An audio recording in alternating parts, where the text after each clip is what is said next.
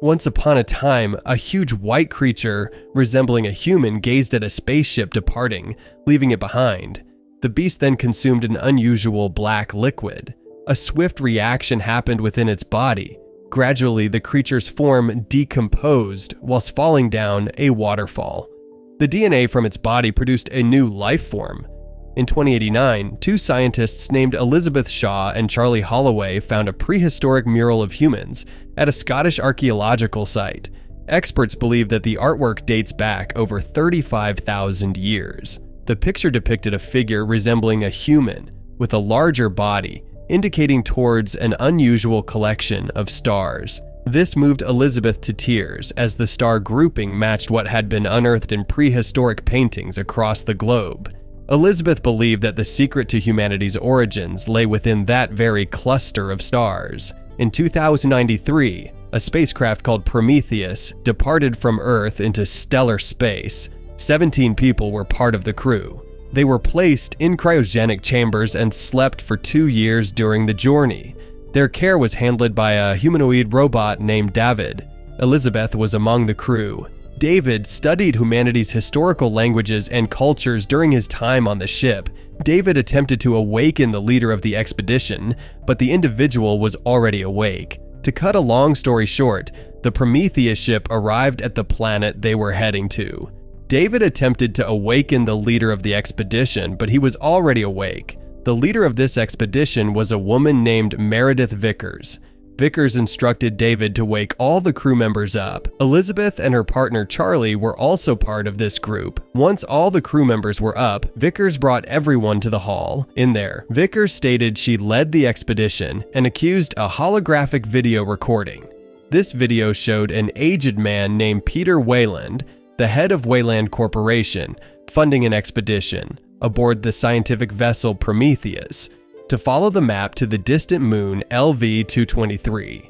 In the video, Wayland explained that humans haven't managed to confirm their beginnings thus far.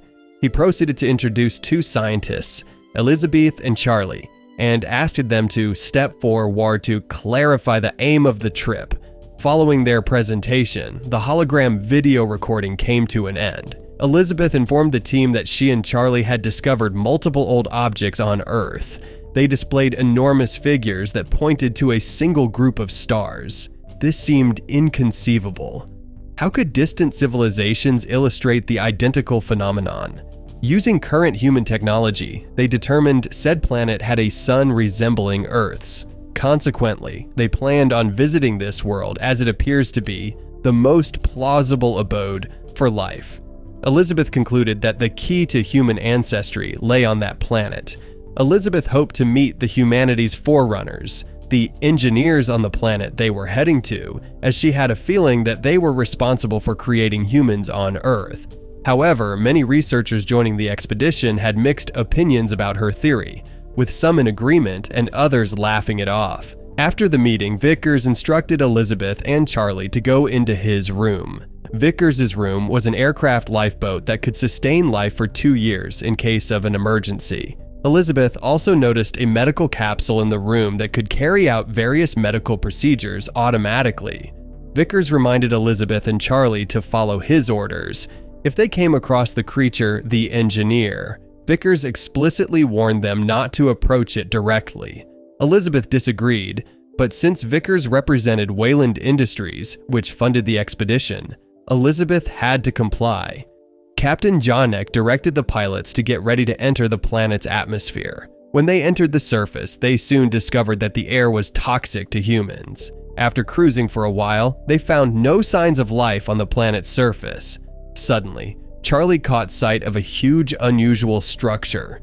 The Prometheus landed on the barren mountainous surface near a large artificial structure, which the team explored. Elizabeth and Charlie prepared to disembark by wearing astronaut outfits. They entered a specific mode of transportation and promptly approached the unusual edifice. Upon entry, they dispatched various drones that can survey the entirety of the building's contents. The blueprint of the establishment was immediately transmitted to the Prometheus aircraft. The explorers were fortunate to discover a spring inside the building. After checking, the apparatus confirmed that people could inhale the oxygen levels within the building. The structure transformed the lethal air into breathable air for humans.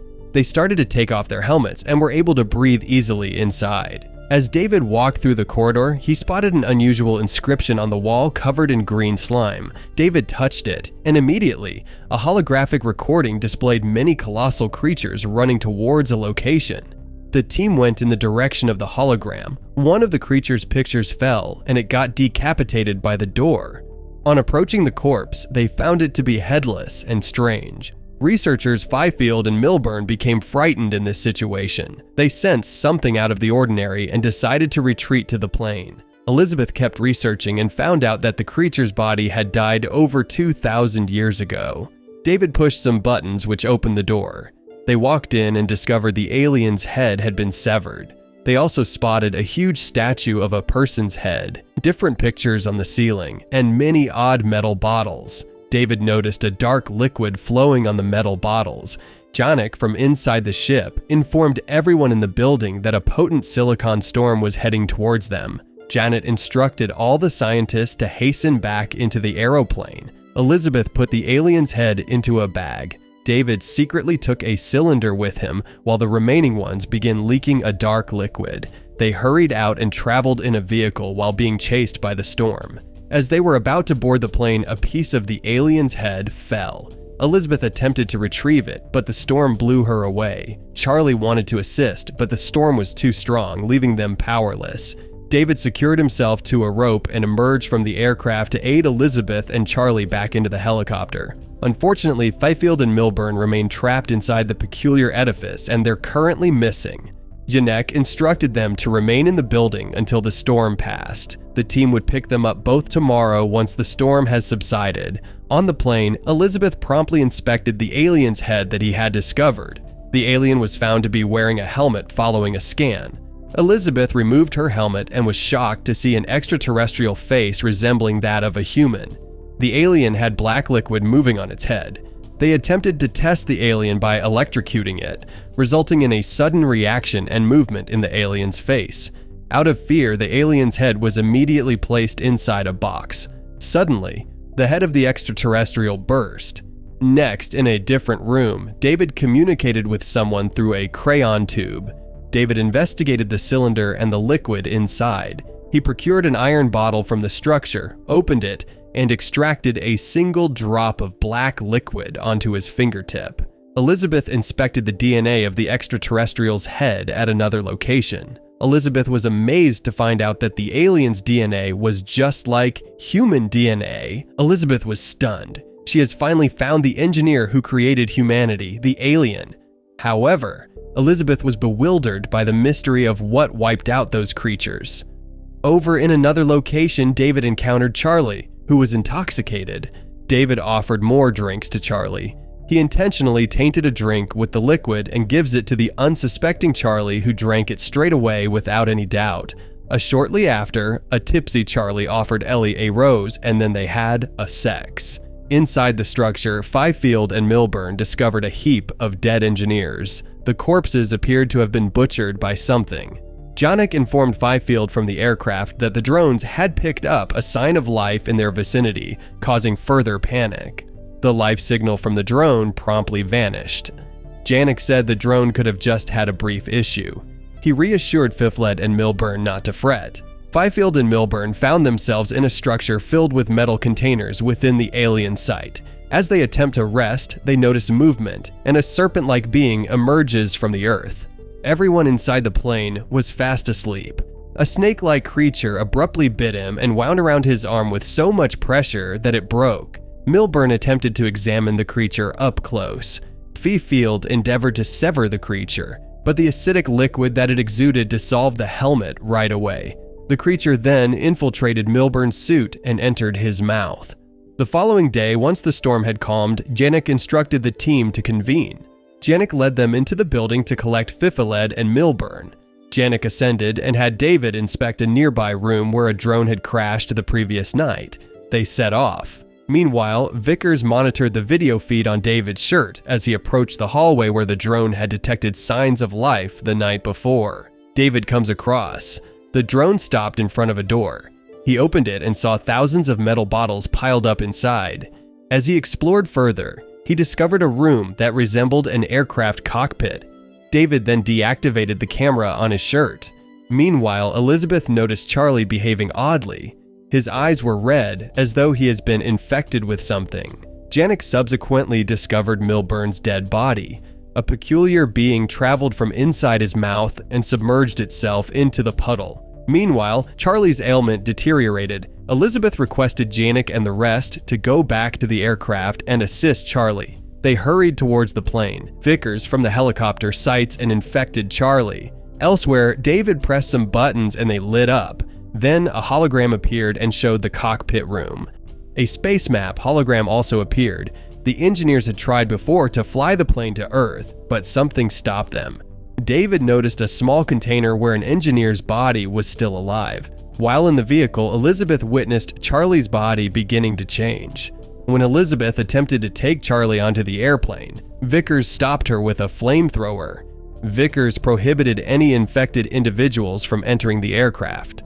Charlie, who was hurting, asked Elizabeth and the rest to keep their distance. Charlie requested Vickers to end his life immediately due to fear of transformation. Elizabeth regained consciousness a few moments later in the infirmary with David, where she was astounded to learn that Elizabeth was carrying a baby. Vickers instantly incinerated Charlie's remains. Elizabeth's pregnancy was at the 3-month stage. She was surprised as she had relations with Charlie the night before. It was uncertain if he was the father. Elizabeth requested David to perform a surgery to extract the foreign object from her stomach, but he refused. Instead, David intended to transport Elizabeth back to Earth in a crayon tube. David sedated Eli to calm him down. 2 people attempted to place Elizabeth in the crayon tube, but she had already regained consciousness. Elizabeth overpowered them and escaped. She sought refuge in Vickers' chamber and intended to enter the medical capsule. Elizabeth programmed the medical capsule to extract the foreign object from her abdomen. Elizabeth immediately anesthetized her body and then joined the medical capsule. The capsule immediately performed the surgery and came out a squid-like creature from her abdomen. After the wound in her stomach was closed again, Elizabeth limped out of the room. Janek noticed that Fifield was outside the plane. He opened the door and found an officer watching Fifield's body. Suddenly, the infected Fifield attacked the officer and killed 2 people. Janek and his team were able to stop Fifield and burn his body. Elizabeth walked with a limp towards the room where the colored capsules were kept. Inside, she saw David and a group of officers assisting Wayland on the expedition.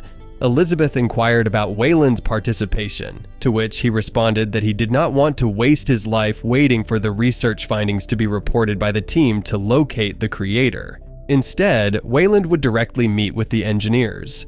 Elizabeth told him that all the engineers had died. David said he saw one engineer who was still alive. Wayland prepared to meet the creature in person. Wayland said if the engineer could create humans, they must have a formula to make humans live forever. Elizabeth cried. Elizabeth used to think engineers were good beings for creating humans, but Elizabeth realized she was wrong.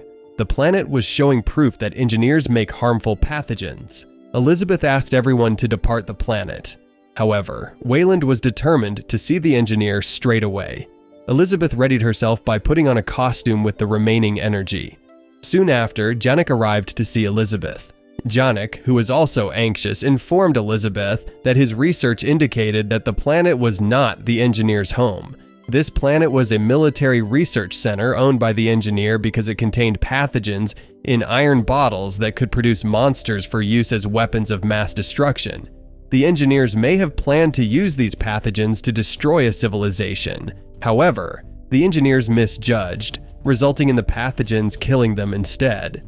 Elizabeth informed him that Wayland boarded the plane with the intention of meeting an engineer who was rumored to be alive. Janek disregards this information, opposing any mission that could threaten humanity on Earth.